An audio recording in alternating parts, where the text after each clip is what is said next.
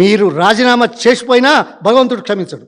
ఎందుకంటే రాష్ట్ర అవసరాలు, రాష్ట్ర హక్కులు, మన వ్యక్తిగత కారణాలకు కానీ, మన పదవులకు కానీ, మన అధికారం కానీ అతీతంగా ఉండాలి అనే మాట తెలుసుకోవాల్సిన అవసరం ఉంది.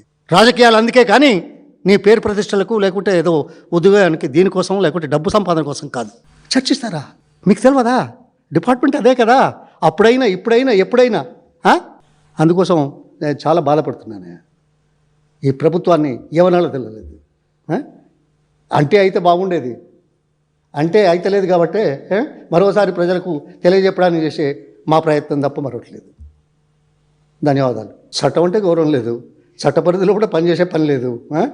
చట్టాలను అతిక్రమిస్తూ, చట్టాలను వ్యతిరేకిస్తూ పబ్బం గడుపుకోవడానికి చేసే ఎత్తుగడల్లో భాగంగా అసెంబ్లీ సమావేశాలను వృధా చేస్తున్నారు.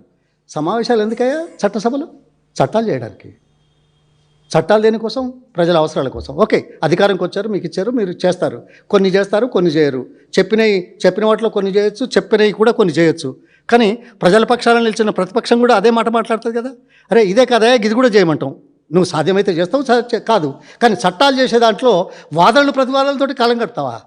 ఏమా? ఇప్పుడు బిల్స్ పాస్ అయినాయి, దాని మీద ఎంతమంది మాట్లాడారా? ఈ ఛార్జీల మీద నువ్వు గిట్లన్నావు, నేను గిట్లన్నా, దాని మీదనే కదా మొత్తం సమయం. దానికోసమా చట్టసభలు? ఇదా మర్యాద?